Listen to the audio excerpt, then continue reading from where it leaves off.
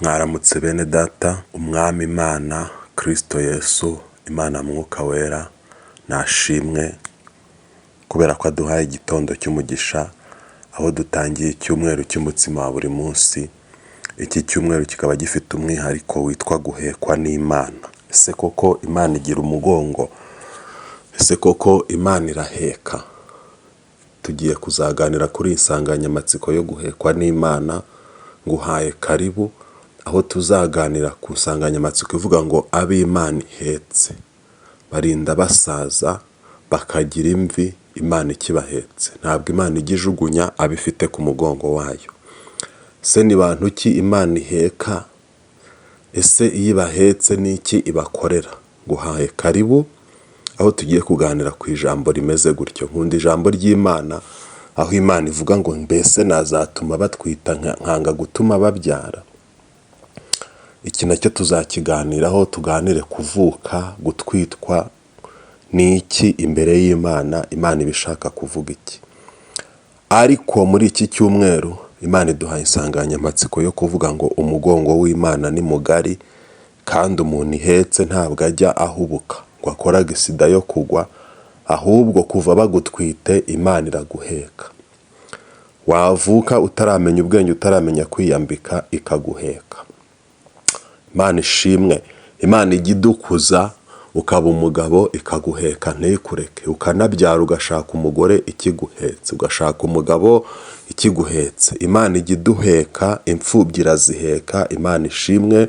Abafiyemeri iyo bahindukiye bakihana bakagendana nayo, Imana irabaheka, iheka abapfakazi. Iyi Imana iraheka, igaheka igihugu, igaheka itorero, ikaguheka mu murimo bitameze neza, ikaguheka kuri banki bitameze neza, ikaguheka.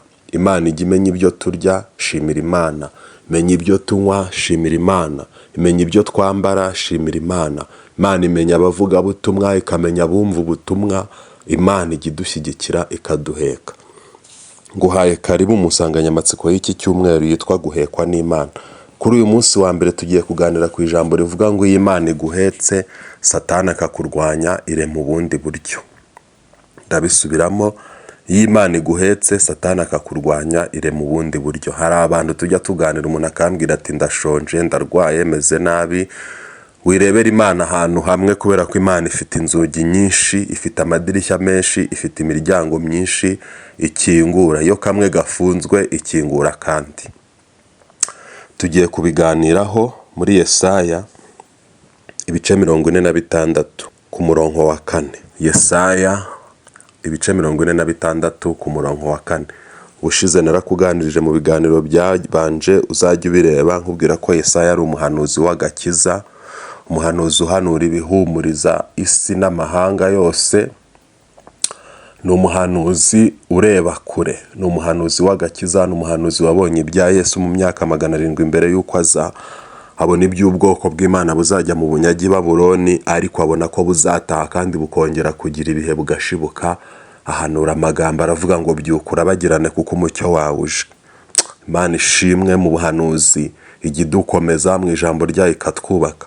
Nkwifurije kuzarabagirana muri iki cyumweru kubera gukurikira umutsima wa buri munsi. Nkwifurije kuzaka, nkwifurije amavuta mashyashya, nkwifurije gukomera, nkwifurije imbaraga z'Umwuka Wera kubera gukurikira iki kiganiro. Iki cyumweru kizasige wubakitse, byari byarasenyutse mu buzima bwawe byongere bivyuke bihagarare. Akira gukomera kuvuye mu kwizera Imana. Yesaya 46 kandi dusome mu izina rya Yesu. Nkabageza mu zabukuru ndiwe, muzarinda imvi z'uruyenzi nkibaheka. Ninjye waremye, ninjye uzaheka, ni koko nzaheka kandi nzajya nkiza. 5.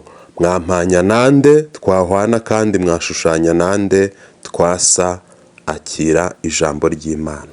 Nashatse kukuganiriza kuri Adamu na Eva mu ngobyi ya Edeni. Umuntu Imana yaremye imukunze ikavuga ngo tureme umuntu ase natwe, tumuhe ubutware bwo gutegeka isi yose n'ibiriho byose. Ngo Imana ibikora ityo, ibona ko ari byiza. Ariko urubyaro rwa Adamu na Eva, Kayini na Abeli, haje kubaho guhemuka. Abeli akorera Imana, agira imirimo myiza, atanga amaturo ashyitse, ahimbaza Imana. nk'uko n'aba bantu bajya bakubona mu murimo w'Imana bakakurwanya bakakugambanira.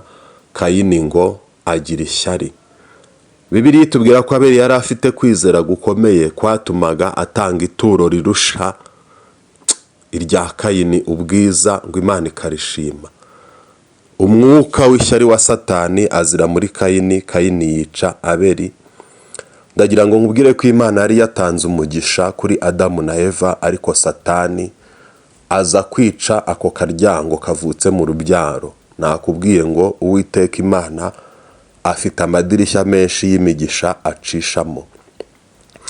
Kayini aba ikivume, amaze kuba ikivume ubwiza bw'Imana bumuvaho, kandi nta wundi mwana Adamu na Eva bari bafite. Uranyumva neza cyane unyumve. Adamu na Eva bari babyaye Kayini na Abeli.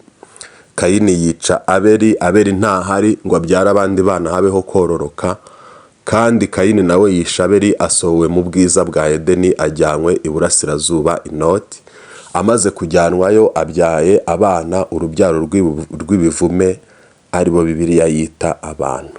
Ariko kubera ko Imana ari umutunzi w'imbabazi kandi izirikana isezerano yagiranye n'umuntu yatoranije yiremeye, iha umugisha wa Adamu na Eva kubyara Seti.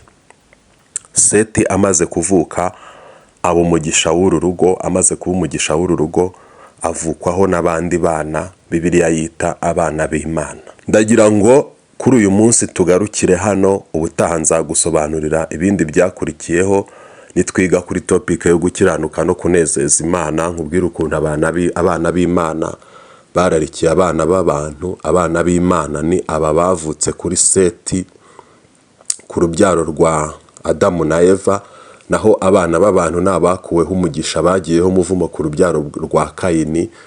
Nzagusobanurira nkubwira ahantu inkomoko yo kutarama yavuye. Ubundi mbere abantu bararamaga imyaka 600 bakayirenza hafi 1000, ariko nyuma y'ibyo byakozwe byatumye Imana imanura igihe cyo kubaho ishyira ku myaka 120.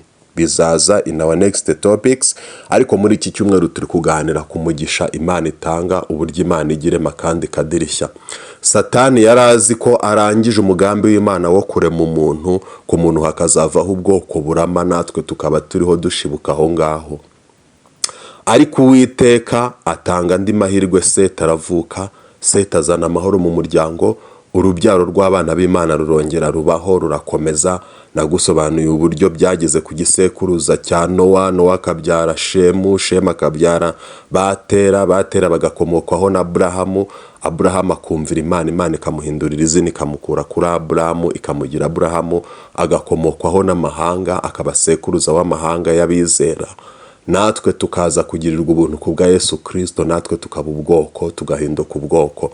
Iki gitondo, iki cyumweru wakira ijambo ryitwa guhekwa n'Imana. Kubera ko iyo Satani akurwanyije wari utunzwe n'ibishyimbo, Imana igire mu buzima mu bigori, Imana igire mu buzima mu bibiriti, Imana ire mu buzima mu gucuruza, Imana ire mu buzima mu gukorera leta, Imana ire mu buzima mu ivugabutumwa. Imana ifite ubundi buryo. Niba hari umuntu muryamanye mwumva umutsima buri munsi mukangura umubwire ngo Imana ifite ubundi buryo. Niba uri wenyine menya ko Imana ifite ubundi buryo. Ifite ubushobozi bwo kukurindira aho uri, ifite ubushobozi bwo kukuremera ahandi ho kuba. Imana iracyashoboye. Ntugatinye umwana w'umuntu ngo yagukura mu nzu, ntugatinye umwana w'umuntu ngo yakwirukana ku kazi. Kora inshingano zawe of course, ariko wiringire Uwiteka. Imana itanga ubuzima mu gihugu, Imana itanga abaho, Imana ifite imbaraga. Akira amavuta yo kongera kubaho kubera ko Imana ivuze ko ari ije kuguheka. Tebo elawita ya bonevo. Akira ubuzima kuko Imana ivuze ko yongeye kuza kuguheka. Akira gukira iyo ndwara imaze igihe yarananiranye kuko Uwiteka avuze ko yongeye kuza kuguheka. Muri iki cyumweru cyo guhekwa n'Imana, ndumva nifuza kukubwira ko abagumye ku mugongo w'Imana bakaguma gukiranuka, bakagumana ibihe byo gusenga, bakagumana amavuta yo kwita no kuba imbere y'Imana. Imana ifite uburyo bwo kubaheka. Akira imbaraga zo guhekwa n'Imana, kuko Imana ivuze ngo abo mpetse nzahera mu bwana bwabo ngeze mu zabukuru. Witinye ubupfubyi wahuye nabwo, ahubwo akira guhekwa n'Imana. Witinye inzara wari uri kubonesha amaso, ahubwo akira guhekwa n'Imana. Witinye ubushomeri wari ufite, akira guhekwa n'Imana. Wikwibaza ngo nzazamuka gute ngo mpeze ku mwanya umwe nkumazeho igihe. Hari rema y'Imana iziye mu ijambo obe elao ivuga ngo nguhaye kongera guhekwa, ivuga ngo nguhaye kongera kwakira amavuta.